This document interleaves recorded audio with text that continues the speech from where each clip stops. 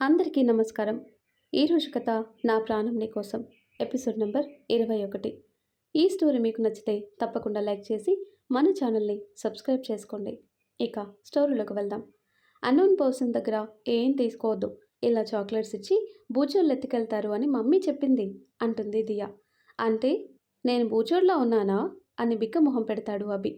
అభి ఎక్స్ప్రెషన్స్కి నవ్వుతుంది. So cute baby, ఇలాగే నవ్వుతూ ఉండాలి. వేద ఎప్పుడు కళ్ళు తెరుస్తుందా అని ఎదురు చూస్తూ ప్రేమగా వేద తల నిమురుతూ ఉంటాడు రుద్ర. వేద బుక్ తీసుకొని రావటం, కార్ బోల్తా కొట్టడం తన కళ్ళ ముందు ఫ్లాష్గా కనిపిస్తుంటే నో దియా అని ఒక్కసారిగా అరుస్తూ లేచి కూర్చొని కార్ దియా, నాకు దియా కావాలి, ఎక్కడికి వెళ్ళకు అని పిచ్చి పిచ్చిగా అరుస్తూ నేను దియా దగ్గరికి వెళ్ళాలి అని దిగుతుంటే వేద వేద నేను చెప్పేది విను, దియాకేం కాలేదు, ఏం కాలేదు, దియా సేఫ్గా ఉంది, నా మాట విను, నేను దియాని తీసుకొని వస్తాను, నువ్వెక్కడికి వెళ్ళొద్దు అని చెప్తున్నా కూడా దియాకేమైందో అన్న భయంతో ఏడుస్తూ అరుస్తుంటే వేదాన్ని గట్టిగా హత్తుకొని కామ్ డౌన్ శ్రీ, దియా ఈ సేఫ్, ఇక్కడే ఉంది, తను బానే ఉంది అంటూ వెన్ను నిమురుతూ కూల్ చేస్తుంటే నాకు దియా కావాలి అంటుంది. అప్పుడే అభి దియాని తీసుకొని వస్తాడు. మమ్మీ అన్న దియా పిలుపు వినగానే దియా నీకేం కాలేదు కదా అని దియాని ఎత్తుకొని మొహమంతా ముద్దు పెడుతూ నువ్వు బాగానే ఉన్నావా బంగారం, నీకేం కాలేదు కదా అంటూ తడిమి చూస్తుంటే మమ్మీ నేను బాగానే ఉన్నా, నువ్వే పడుకున్నావు, నాకు చాలా భయం వేసింది, మన కార్ని లాంగ్ వెహికల్ దృశ్యం చేసింది, నేను చాలా భయపడ్డాను, ఈ అంకుల్ వచ్చి స్పైడర్ మ్యాన్ లాగా నన్ను సేవ్ చేశారు అని చెప్తుంది. అప్పుడు చూస్తుంది రుద్ర వైపు. చాలా థ్యాంక్స్ పాపని సేవ్ చేసినందుకు, తనకేమైనా అయితే నా ప్రాణం పోయేది, ఇప్పటికే ఒకరు దూరం అయ్యి ప్రాణమున్న జీవచముల్లా బ్రతుకుతున్నా, ఇప్పుడు పాపకు కూడా ఏమన్నా జరిగి దూరమైతే నా గుండె ఆగిపోయేది అన్నట్టు వేద మాటలకి కోపం వచ్చిన రుద్ర ఏ శ్రీ ఏంటి ఆ మాటలు, మరోసారి అలా అంటే ఊరుకొని చెప్తున్నా, ఆయన ఇప్పుడేం కాలేదు కదా, పాప బాగానే ఉంది అని దియానెత్తుకొని మమ్మీ అంటూ ఏడ్చావు కదా, చూడు ఇప్పుడు లేచింది, ఇంకెప్పుడు అలా ఏడవద్దు, డేర్గా ఉండాలి, దియా ఈజ్ ఎ బ్రేవ్ గర్ల్ అనేలా ఉండాలి, ఓకేనా లిటిల్ ప్రిన్సెస్ అంటూ దియా బుగ్గలు లాగగానే రుద్ర మెడ చుట్టూ చేతులు వేసి హత్తుకుపోతుంది. ఏమైంది మా అంటుంటే డాడీ గుర్తొచ్చాడు, డాడీ కూడా లిటిల్ ప్రిన్సెస్ అనేవాడు అంటూ ఆదిత్య గురించి తలుచుకుంటుంటే వేదకు కూడా ఏడుపొస్తుంది. దియా వెన్ను నిమురుతూ నువ్వు ఇలా ఫీల్ అవుతున్నావనే డాడీ నన్ను పంపించాడు మిమ్మల్ని చూసుకోమని, మా దియా నా కోసం ఏడుస్తుంది, మీరు వెళ్ళి మా దియా బేబీకి తోడుగా ఉండండి అని చెప్పాడు అన్నాడు రుద్ర. నిజమా అని కళ్ళు పెద్దవి చేసి వెలుగు నింపుకున్న కళ్ళతో అడుగుతుంది. హా నిజం తల్లి, నువ్వు బాగా చదువుకొని మమ్మీని ఇబ్బంది పెట్టకుండా అల్లరి చేయకుండా బుద్ధిగా ఉండమని చెప్పాడు, అప్పుడు డాడీ హ్యాపీగా ఫీల్ అవుతాడు. అవునా, అయితే అస్సలు అల్లరి చేయను, గుడ్ గర్ల్ లాగా ఉంటాను, బాగా చదువుకుంటాను, మమ్మీలాగా డాక్టర్ అవుతాను అని చెప్తుంది. ఓ డాక్టర్ అంటే ఇష్టమా, హా అని రాగం తీస్తూ చెప్తూ నిన్నేమని పిలవాలి అని బుగ్గ మీద వేలు పెట్టుకొని ఆలోచిస్తుంటే తన క్యూట్నెస్ని చూసి రుద్ర అభి నవ్వుకుంటారు. ఫ్రెండ్ అని పిలుస్తాను. ఓకే అయితే ఇప్పటి నుండి మనం ఫ్రెండ్స్ అని దియా చేతిలో చేయి వేసి చెప్తాడు రుద్ర. ఇతనేంటి దియాతో ఇంత క్లోజ్గా ఉంటున్నాడు, పైగా మేమేదో తెలిసిన వాళ్ళలాగా బిహేవ్ చేస్తున్నాడు అని ఆలోచిస్తూ వాళ్ళని చూస్తూ నిలబడుతుంది వేద. వేదాన్ని చూసి మీకెవరైనా ఎనిమీస్ ఉన్నారా అని అడుగుతాడు రుద్ర. రుద్ర అలా అడిగేసరికి తన ఆలోచనలకి పులి స్టాప్ పెట్టి ఎందుకు అలా అడుగుతున్నారు, ఇందాక జరిగింది అన్వాంటెడ్గా జరిగినట్టు అనిపించటం లేదు, ఎవరో వాంటెడ్గా చేసినట్టు అనిపించింది, పక్కన సైడ్కి ఉన్న కార్ని ట్రక్ ఢీకొట్టడం ఏంటి, అందుకే డౌట్ వచ్చింది. వేద ఆలోచించి అలా ఎవరు లేరు అని చెప్పింది. సరే చూద్దాం అవి, ఆ సంగతి చూడు, ఆ ట్రక్ ఎవరిదో తెలుసుకో, అలాగే నేను చూసుకుంటా అని దియా దగ్గరికి వచ్చి ఇప్పటికైనా ఈ చాక్లెట్ తీసుకుంటావా లేదా అంటాడు. దియా వేద వైపు చూస్తుంది, తీసుకోనా వద్దా అని. వేద తీసుకో అని కళ్ళతో చెప్పగానే అభి ఇచ్చిన చాక్లెట్ తీసుకుని థ్యాంక్స్ బూచి అంకుల్ అంటుంది. అభిని బూచి అనేసరికి రుద్ర పుసుక్కును నవ్వేస్తాడు. రుద్ర నవ్వుతుంటే ఉక్రోషంగా చూస్తాడు అభి. దియా అలా అనొచ్చా, సారీ చెప్పు. అయ్యో పర్లేదు సిస్టర్, తను అలా అల్లరిగా ఉంటేనే బాగుంటుంది, దియా బంగారం అలాగే పిలువు, కానీ మనిద్దరం ఉన్నప్పుడు మాత్రమే పిలువు. ఓకే మరి నిన్నేమని పిలవాలి, అభిమామ అని పిలు. ఓకే అభిమామ అంటూ అభి బుగ్గన ముద్దు పెట్టి ఇంకో చాక్లెట్ కావాలి ఓకే అని తన పాకెట్లో ఉన్న ఇంకో చాక్లెట్ ఇచ్చి బాయ్ బంగారం అని రుద్రాకి చెప్పేసి వెళ్తాడు. వేదాన్ని చూస్తూ కమ్, మిమ్మల్ని డ్రాప్ చేస్తాను అంటుంటే ఇట్స్ ఓకే, మీకెందుకు ఇబ్బంది, ఇప్పటికే చాలా హెల్ప్ చేశారు, నేను క్యాబ్ బుక్ చేసుకుని వెళ్తాను అని వేద చెప్తున్నా అదేం పట్టనట్టు దియాని తీసుకుని ముందుకు కదులుతాడు. అరే, ఇతనేంటి చెప్తుంటే అలా వెళ్తాడేంటి, ఇక్కడ నేను మనిషిని ఉన్నాను, అరే తనేం చెప్తుందో విందామని లేనే లేదు, ఊపుకుంటూ వెళ్తాడేంటి అనుకుంటూ రుద్ర వెనక్కి వెళ్తుంది. దియాని కారులో కూర్చోబెట్టి వేద కోసం చూస్తాడు. ఇక ఇతను చెప్పిన వినేలా లేడు అనుకుని ముందు దియా ఉండటంతో వెనక ఎక్కి కూర్చుంటుంది. ఫస్ట్ టైం వేదతో జర్నీ, ఈ డే స్పెషల్ నాకు అనుకొని ఆఫీస్కా ఇంటికా అని అడిగితే ఆఫీస్కి వెళ్ళాలి అని చెప్పి వెనక్కి వాలి కళ్ళు మూసుకొని కూర్చుంటుంది. ఏదో తట్టినట్టు టక్కున కళ్ళు తెరిచి ఇతనికి నా గురించి ఎలా తెలుసు, నేను డాక్టర్ అని మాత్రమే తెలుసు కదా, మరి ఆఫీస్ అని ఎలా తెలుసు అని ఆలోచిస్తూ రుద్ర వైపు చూస్తుంది. వేద తనని చూస్తుంది అని తెలిసినా సైలెంట్గా ఉంటాడు. నువ్వేం ఆలోచిస్తున్నావో నాకు తెలుసు, నాకు నీ గురించి ఎలా తెలుసు అని ఆలోచిస్తున్నావు, నాకు కావాల్సింది కూడా అదే, నీ మైండ్ డైవర్ట్ అయ్యి వేరే ఆలోచనల వైపు మళ్ళాలి, అది నా గురించి అయితే ఇంకా హ్యాపీ అనుకుంటూ దియాతో కబుర్లు చెప్తూ ఆఫీస్కి తీసుకుని వెళ్తాడు. మధ్యలో రోడ్డు మీద బోల్తా పడిన తన కార్ని చూసి బాధపడుతుంది వేద. ఆ కార్లో ఆదిత్యతో ఎన్నో మెమరీస్ ఉన్నాయి. ఆదిత్య గుట్టుగా ఉన్న కార్ అలా అయిపోగానే కళ్ళల్లో నీళ్లు వస్తుంటే కష్టంగా ఆపుకొని కళ్ళు మూసుకొని కూర్చుంది. ఆఫీస్ రావటంతో శ్రీ అని పిలుస్తాడు. టక్కున కళ్ళు ఓపెన్ చేసి ఆఫీస్ వచ్చేసిందా, థ్యాంక్స్ ఫర్ ఎవ్రీథింగ్ అని దిగి దియాని తీసుకుని లోపలికి వెళ్తుంది.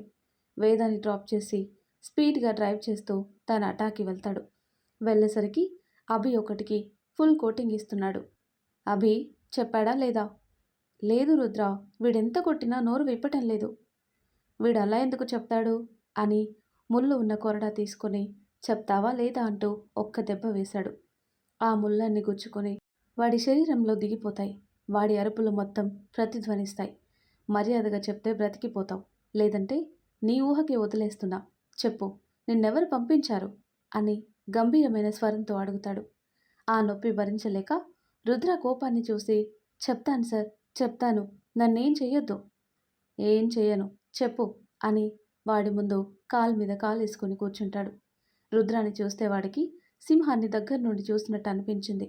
గుటకలు మింగుతూ సార్, నేనేం చేయలేదు, నాకు వేరే ఒకరు ఫోన్ చేసి డీల్ ఇచ్చారు, ఆ కార్ని యాక్సిడెంట్ చేయమని, ఆ పాపని లేపేయమని చెప్పారు, వాళ్ళు చెప్తేనే చేశాను, ఇంతకు మించి నాకేం సంబంధం లేదు, ప్లీజ్ నన్ను వదిలేయండి, ఇంకెప్పుడు ఇలాంటి పని చేయను, ఏదో డబ్బు కాశపడి చేశాను.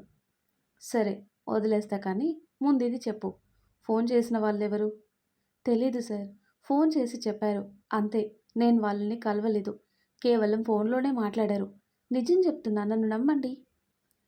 దియాకి ఎవ్వరు లేరని చెప్పారు కదా, మరి వీడేంటి ఇలా చెప్తున్నాడు, ఎవరై ఉంటారు, దియాకి హాని పెట్టాల్సిన అవసరం ఏంటి, వాళ్ళకేం వస్తుంది, ఈ విషయం శ్రీని అడిగితేనే తెలుస్తుంది, అంకుల్కి పూర్తిగా తెలీదేమో, ముందు నుండి దియా వేద ఆదిత్య దగ్గర ఉంది కాబట్టి వాళ్ళకే తెలుస్తుంది అనుకొని అభి ఆ నెంబర్ ఎవరిదో ఎక్కడి నుండి వచ్చిందో వాళ్ళ డీటెయిల్స్ ఫైండ్ అవుట్ చేయి. అలాగే, వీటిని అప్పుడే వదిలేయటం కరెక్ట్ కాదు, వాళ్ళు దొరికే వరకు ఇక్కడే కట్టి పడేద్దామంటాడు. ఆ తర్వాత కట్ చేస్తే దియాని ఎత్తుకుని వస్తున్న వేదాన్ని చూసి ఏమైంది తల్లి, స్కూల్కి వెళ్ళలేదా అంటూ అడుగుతాడు ఆనంద్ గారు. లేదు మామయ్య అని జరిగిన విషయం చెప్తుంది. ఓ గాడ్, ఎంత పెద్ద ప్రమాదం తప్పింది, కొంచెం ఉంటే ఊహించుకోవటానికి కూడా భయం వేస్తుంది. అతను టైంకి వచ్చి కాపాడాడు. అతను కాపాడింది దియా ఒక్కదాన్నే కాదు, దియా మీద ప్రాణం పెట్టుకున్న మనందరి ప్రాణాలు కాపాడాడు అని దియాని ఎత్తుకొని, ఎవరి కళ్ళు పడ్డాయో తల్లి, ఇంటికి వెళ్ళాక దిష్టి తీయించాలి, అత్తయ్యకి చెప్పొద్దు, మావయ్య మళ్ళీ టెన్షన్ పడుతుంది, అలాగే తల్లి, మీరు దియాని చూస్తూ ఉండండి మావయ్య, దియా నేను క్యాబిన్లో ఉంటా, తాతయ్యని విసిగించకు అని చెప్పి వెళ్తుంది. వర్క్ చేస్తుంది, కానీ తన మైండ్ మొత్తం ఇందాక జరిగిన దాని మీదే ఉంది. ఇంకా గుండె దడ తగ్గటం లేదు. చైర్లో వెనక్కి వాలి కళ్ళు మూసుకోగానే రుద్ర దియాని సేవ్ చేయటం, తనని హాస్పిటల్లో కేర్ చేయటం, శ్రీ అని పిలవటం గుర్తొచ్చి, అంటే మార్నింగ్ బొకే పంపింది కూడా ఇతనేనా, కానీ ఎందుకు చేస్తున్నాడు, మొన్న స్టేజ్ మీద కూడా అలాగే బిహేవ్ చేశాడు, ఏమైనా అందామంటే అంత పెద్ద వ్యక్తి. పైగా దియాని సేవ్ చేశాడు. ఇంకోసారి అలా బిహేవ్ చేస్తే గట్టిగా అడిగేస్తా అనుకుంటుంది. అన్నీ ఆలోచించి ఆలోచించి తల పగిలిపోతుంటే కాఫీ తెప్పించుకొని తాగుతూ వర్క్ చేస్తుంది. మమ్మీ అంటూ వస్తుంది దియా. హా చెప్పు. తాతయ్య దగ్గర కూర్చోమంటే ఇక్కడికి వచ్చేసావు అంటూ దియాని ఒళ్ళో కూర్చోబెట్టుకుంటుంది. మరేమో నాకు బోర్ వస్తుంది తాతయ్య దగ్గర, అందుకే నీ దగ్గరికి వచ్చేసా. సరే, నీకు గేమ్స్ పెట్టిస్తా ఆడుకో అని పర్సనల్ రూమ్లో గేమ్స్ పెట్టిస్తుంది. తన పక్కన కూర్చొని వర్క్ చేసుకుంటుంది. లంచ్ టైంలో దియాకి ఫుడ్ పెట్టి పడుకోబెడుతుంది. అదే టైంలో ఎమర్జెన్సీ కేసు వస్తే విక్కీ కార్ తీసుకొని హాస్పిటల్కి వెళ్ళి పేషెంట్స్ని చూసి ఇంటికి వస్తుంటే అన్నోన్ నెంబర్ నుండి కాల్ వస్తుంది. హలో, ఎవరు? శ్రీ, నేను అంటాడు రుద్ర. వేదాకి అర్థమైనా కూడా కావాలని నేనంటే ఎలా తెలుస్తుంది? మీ పేరే నేనా నేనుగారు అంటుంది. అమ్మని వెటకరం బాగా నా మరదలికి అనుకొని మార్నింగ్ మిమ్మల్ని డ్రాప్ చేశాను కదా రుద్రాని అంటాడు పళ్ళు నూరుతూ. ఓ మీరా, ఏంటి నాకు కాల్ చేశారు? వెయిట్ వెయిట్, నా నెంబర్ ఎలా తెలుసుకున్నారు? ఎలాగోలో తెలుసుకున్నాను, కానీ నేను నిన్ను కలవాలి, ఒక విషయం మాట్లాడాలి. ఏ విషయం? ఫోన్లోనే చెప్పండి, నేను రాలేను. దియా గురించి, ఫోన్లో కాదు, డైరెక్ట్గా మాట్లాడాలి అంటాడు రుద్ర. దియా గురించి అనేసరికి ఓకే, ఎక్కడ కలవాలో అడ్రస్ సెండ్ చేయండి, వస్తాను. ఓకే బాయ్ శ్రీ అని కాల్ కట్ చేస్తాడు. ఏంటి ఇతను ఏదో పెళ్ళాన్ని పిలిచినట్టు శ్రీ అని ముద్దు పేరు పెట్టి పిలుస్తాడేంటి అని ఫ్రస్ట్రేట్ అవుతూ, ఇప్పుడు కలుస్తాడు కదా, గట్టిగా అడిగేస్తా. ఇంతకీ దియ గురించి ఏం మాట్లాడాలి? చూద్దాం, వెళ్తే తెలుస్తుంది అని రుద్ర సెండ్ చేసిన లొకేషన్కి స్టార్ట్ అవుతుంది. మేడం గారి మూడ్ బాగున్నట్టుంది. పిలవగానే ఓకే అంది. దియా కోసం కాబట్టి వస్తుంది. ఏదైతే ఏంటి, తను వస్తానంది. మా ఫస్ట్ కాఫీ డేట్ లాగా ఉంటుంది.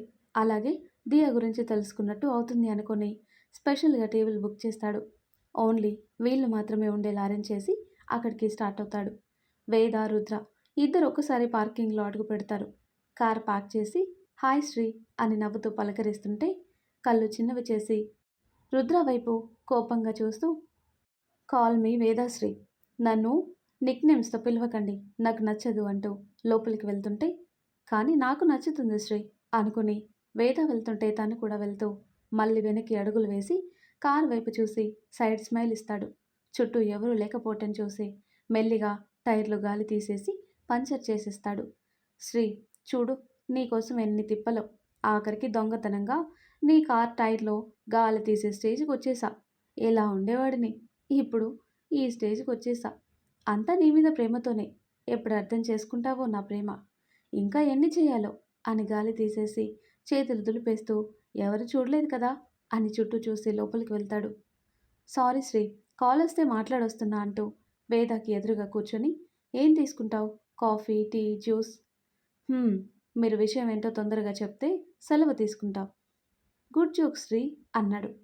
మీకేమైనా షార్ట్ టర్మ్ మెమరీ లాస్ ఏమైనా ఉందా? ఇందాకే కదా శ్రీ అని పిలవద్దు అని చెప్పాను. మార్నింగ్ మీరే కదా బొకేలో పెట్ డాగ్ పంపించింది. ఎందుకు ఇవన్నీ చేస్తున్నారు? మొన్న కూడా స్టేజ్ మీద అలా బిహేవ్ చేశారు. ఫాలో చేస్తున్నారా?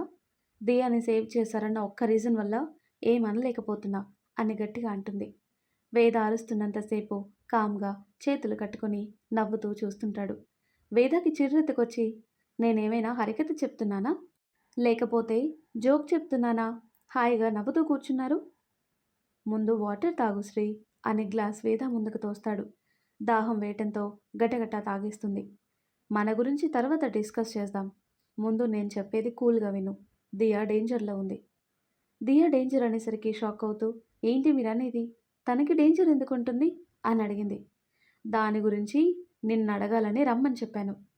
వేద అయితే దియా డేంజర్లో ఉంది అనే దగ్గర తన మైండ్ నమ్మబుద్ధి కావటం లేదు. కానీ ఉదయం జరిగింది గుర్తుకు రాగానే నిజం అనిపించింది. అసలు మీకెవరు చెప్పారు దియా డేంజర్లో ఉంది అన్న విషయం?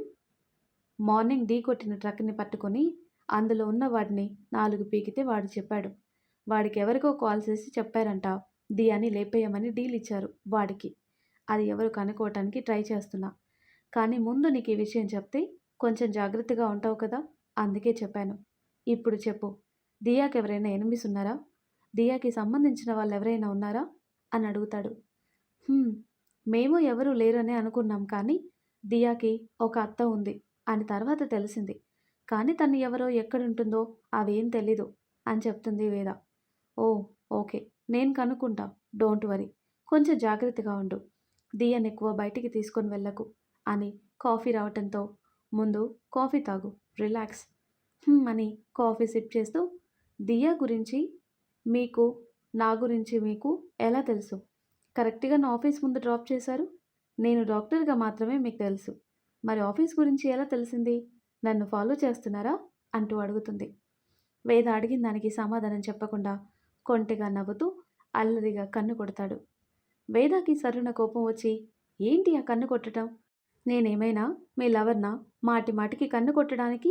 అంటున్న వేద మాటలకి, ఏంటి మీరు అలా మాట్లాడతారేంటి? అంటే మీ మనసులో నా మీద చెడు ఉద్దేశం ఉంది. నేనేదో కంట్లో నలకపడితే అలా కళ్ళు వెన్నించేశాను. దానికి మీరేదేదో ఊహించుకుంటారేంటి?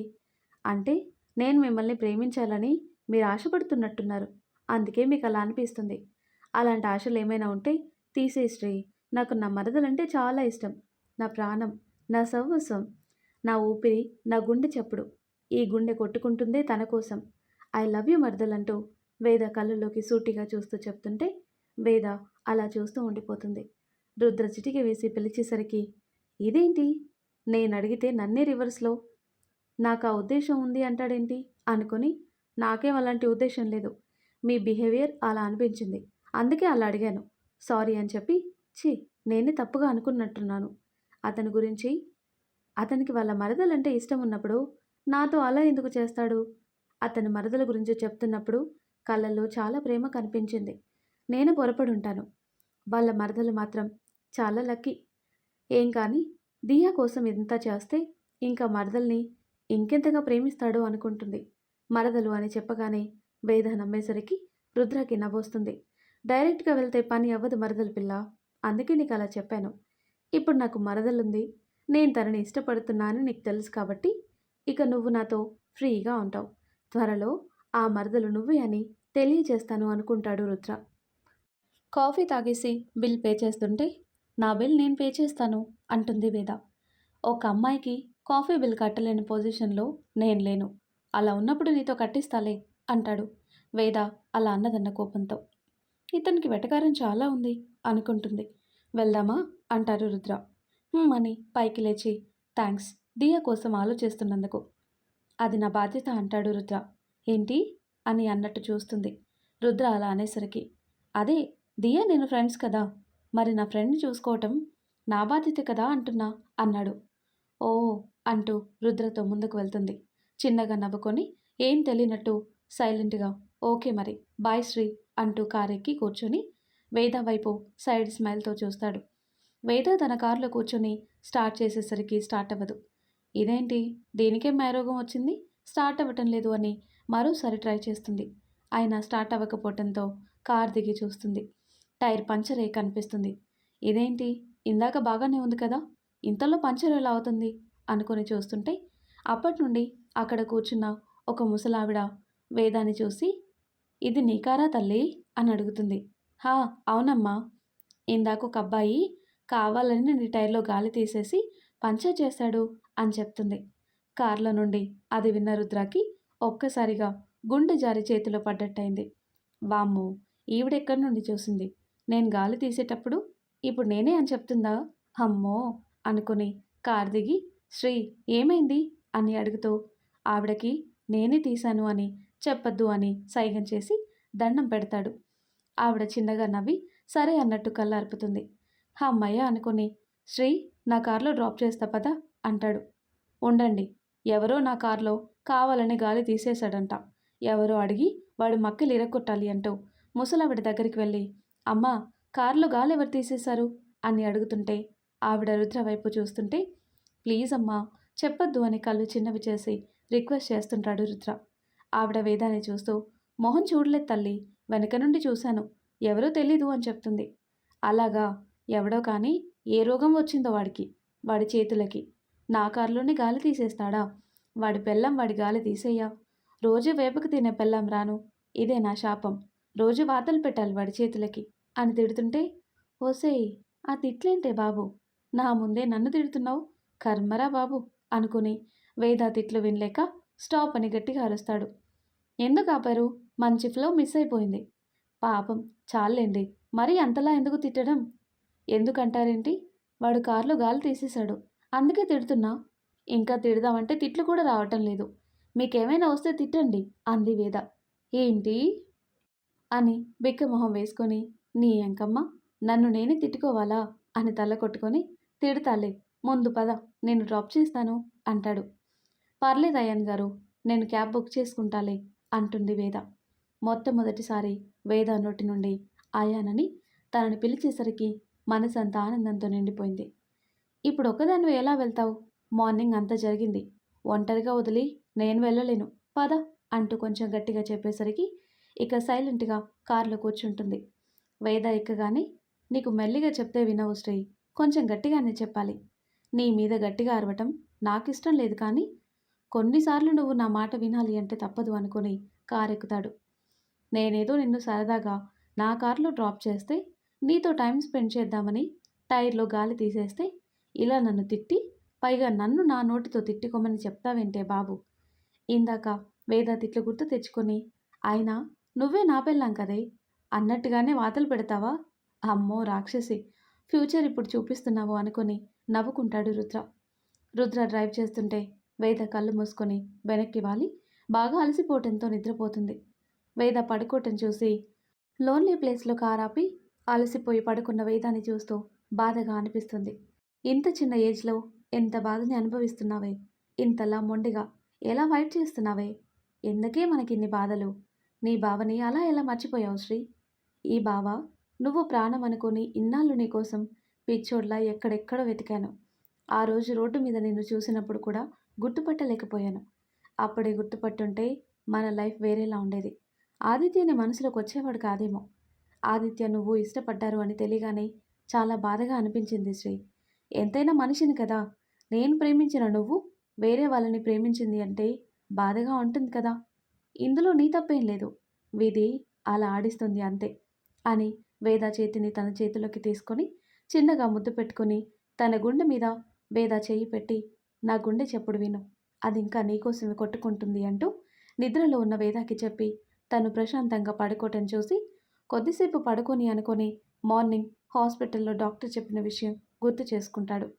రుద్రాని పర్సనల్గా పిలిచి వేద హెల్త్ గురించి చెప్తుంది. ఆ అమ్మాయి చాలా స్ట్రెస్లో ఉంది, ఏదో బాధని మనసులోనే దాచేస్తుంది. ఒక మనిషికి బాధగా ఉంటే ఏడిస్తే ఆ బాధ కొంచెం తగ్గుతుంది, రిలీఫ్ వస్తుంది. కానీ ఈ అమ్మాయి ఏడవకుండా తన గుండెల్లో భారంగా మోస్తుంది. ఎక్కువ స్ట్రెస్ తీసుకొని ఆలోచిస్తుంది. అది తనకి అంత మంచిది కాదు. ముందు ముందు ఇలాగే ఉంటే తన మైండ్పై ప్రెషర్ పెరిగి డిప్రెషన్లోకి వెళ్తుంది. అలా జరగకముందే తనని డైవర్ట్ చేయాలి. స్ట్రెస్ పడకుండా చూడాలి. ముఖ్యంగా ఏదైతే తనలో తానే దాచుకోకుండా ఉండాలి. పీస్ఫుల్గా ఉండేలా చూసుకోండి. ఇలాంటి వాళ్ళు పైకి నార్మల్గా కనిపిస్తారు, కానీ లోపల యుద్ధమే చేస్తారు. టేక్ కేర్ అని చెప్తుంది. ఆ మాటలు గుర్తు చేసుకొని, నేను ఎలా డైవర్ట్ చేయాలరా? అలా చేయాలి అంటే ఎప్పుడు నువ్వు నా పక్కనే ఉండాలి, నాతోనే టైం స్పెండ్ చేయాలి. అప్పుడే ఆదిత్య జ్ఞాపకాల నుండి బయటపడి నా గురించి ఆలోచించడం స్టార్ట్ చేస్తావు. గాడ్ ప్లీజ్, నా భార్య నాతోనే ఉండేలా చూడు, అప్పుడు నేనే తనని మార్చుకుంటా. ఈ ఒక్క హెల్ప్ చేసి పెట్టు అనుకుని కారు స్టార్ట్ చేస్తాడు. మరి ఆ తర్వాత ఏం జరుగుతుందో నెక్స్ట్ వీడియోలో తెలుసుకుందాం. ఎంతో ఇంట్రెస్టింగ్గా ఉండే ఈ స్టోరీ నెక్స్ట్ పార్ట్స్ కోసం ఈ వీడియో లైక్ చేసి మన ఛానల్ని తప్పకుండా సబ్స్క్రైబ్ చేయండి. Thanks for watching.